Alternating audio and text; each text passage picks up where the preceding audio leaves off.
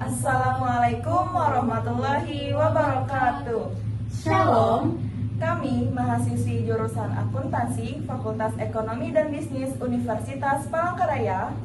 Tujuan pembuatan video ini untuk memenuhi tugas akhir mata kuliah statistik dengan dosen pengampu Bapak Dr. Agus Satriawibowo, SE, MSI, CERA, CACP.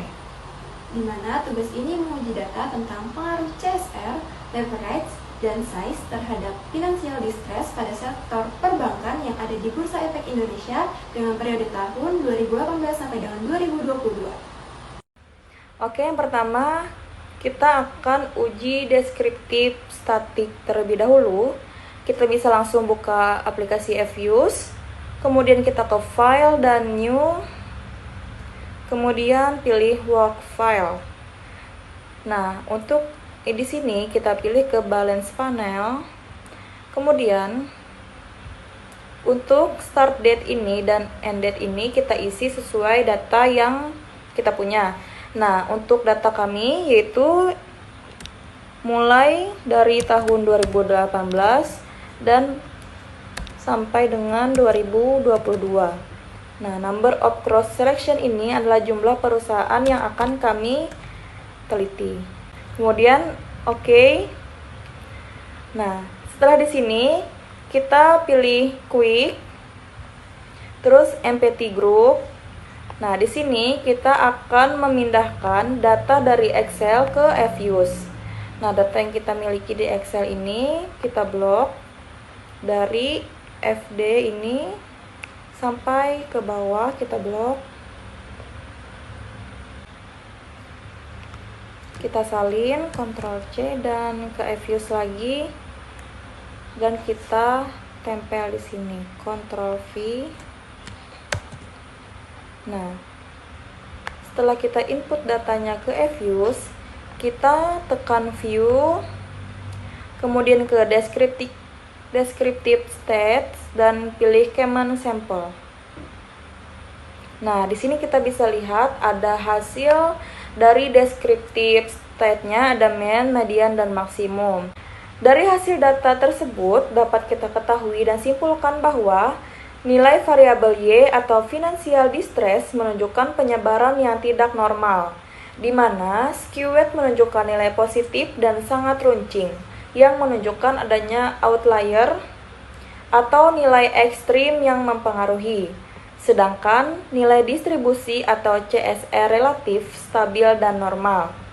Hal ini dilihat dari nilai Q-ness yang sangat simetris, menunjukkan tidak ada penyimpangan berarti. Sama seperti financial distress, leverage atau X2 menunjukkan distribusi data tidak normal, di mana kurtosis sangat runcing. Sementara itu, nilai size atau X3 menunjukkan bahwa distribusi data memiliki ukuran normal, namun nilai skewed sedikit condong ke kanan. Selanjutnya di sini ada uji normalitas. Caranya kita pilih dulu variabel Y yaitu FD, terus lanjut ke variabel X1-nya. X1-nya itu ada CSR, X2-nya ada lab, dan terakhir X3-nya ada size. Nah, kita klik kanan, lalu kita buka open. Setelah kita buka open, pilih as equation.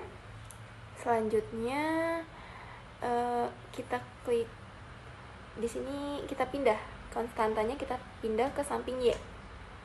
Kalau udah dipindah, kita klik OK, dan dia bakal keluar hasilnya. Langkah selanjutnya kita klik view. Di view kita buka residual diagnostic dan pilih histogram normality. Nah, di sini kita bisa lihat hasil uji normalitasnya. Hasil uji normalitasnya kita lihat di bagian Jacques-Bera.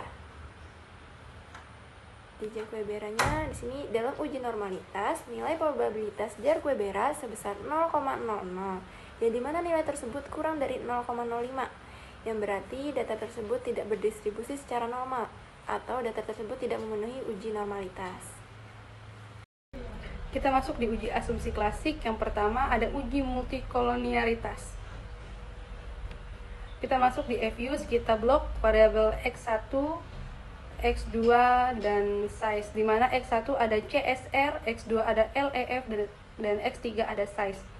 Kita tekan quick, kemudian group statistik dan correlation, kita tekan OK, dan keluar hasilnya.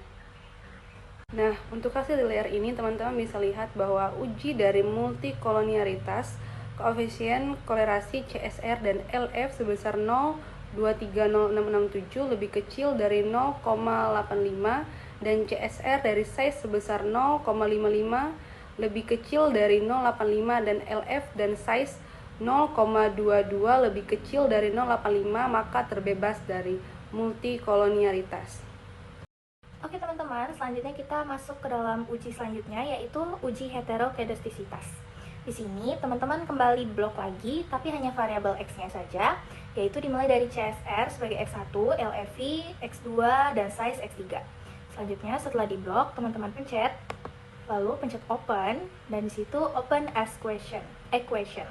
Setelah itu, kita masukkan rumusnya, ABS, dalam kurung, resit, tutup kurung. Selanjutnya C. Setelah itu kita mulai dari X1 sampai X3.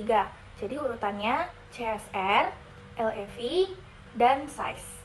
Nah, selanjutnya kita masuk ke dalam panel option. Di cross sectionnya itu teman-teman pilih yang fix. Oke teman-teman, di sini sudah terlihat hasilnya di layar. Kalau uji hetero ini kita melihat di bagian probability-nya, yang dimana semua variabel ini menunjukkan angka yang lebih besar dari 0,05, yang berarti data ini tidak menunjukkan gejala heterokedastisitas. Nah, oke, selanjutnya kita ke uji asumsi klasik yang ketiga, yaitu autokorelasi. Nah, pertama-tama dari hasil hetero tadi, kita langsung tekan ke estimate. Nah, setelah muncul ini, kita rubah yang ABS resit ini, kita ganti jadi FD. Jadi FD, di mana FD ini adalah Y. Nah, kita taruh FD-nya di situ, kemudian kita tekan OK.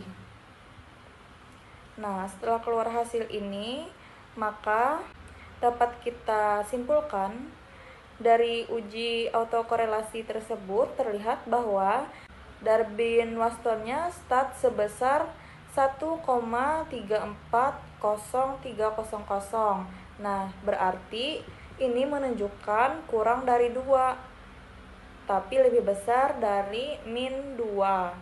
Dengan adanya nilai ini, maka data tersebut lolos dari uji autokorelasi. Oke, selanjutnya ada uji T. Uji T ini hasilnya bisa dilihat dari hasil uji autokorelasi sebelumnya. Dari hasil uji autokorelasi, kita tuh bisa lihat langsung hasil uji T, uji F, sama koefisien determinasi. Nah, uji T ini hasilnya dari yang kita lihat di layar ya. Variabel X1 atau lebih tepatnya CSR memiliki nilai T statistik min 1,484702 dengan nilai probabilitas signifikansi sebesar 0,1401, yang mana nilainya itu lebih besar dari 0,05. Yang dapat kita simpulkan bahwa variabel CSR tidak berpengaruh signifikan terhadap variabel Y atau finansial distress.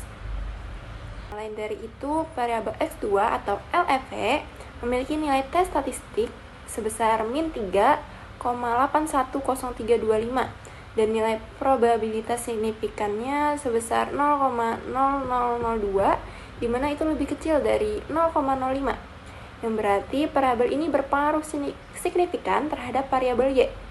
Nah, sementara itu variabel X3 atau size memiliki hasil yang sama dengan variabel X1 tadi, di mana X3 memiliki nilai T statistik 1,899894 dan nilai prob signifikansinya 0,0598, yang berarti kurang dari 0,05. Hal ini menunjukkan bahwa variabel X3 tidak berpengaruh terhadap variabel Y. Untuk uji F kita bisa lihat dari hasil uji autokorelasi tadi, di mana untuk uji F, pada uji F yang tertera di layar, nilai F statistik sebesar 31,99772 dengan nilai prob F statistiknya adalah 0,00, yang berarti nilai prob kurang dari 0,05.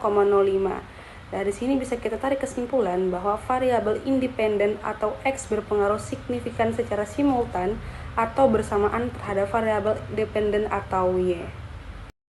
Oke, selanjutnya adalah uji yang terakhir, yaitu uji koefisien determinasi. Di layar teman-teman bisa lihat bahwa kalau nih uji koefisien determinasi ini dilihat dari nilai adjust R-square, yang dimana di sini menunjukkan nilai 0,868912. Nah, dari hasil tersebut kita bisa simpulkan bahwa variabel independen atau variabel X yang diteliti ini secara simultan memiliki pengaruh sebesar 86% terhadap dependen atau variabel Y. Nah, sisanya 14% itu dipengaruhi oleh variabel di luar penelitian kami. Sekian video materi dari kami. Mohon maaf apabila ada salah kata baik dari pengujian maupun penyampaian materi kami. Kami ucapkan terima kasih. Wassalamualaikum warahmatullahi wabarakatuh. Shalom.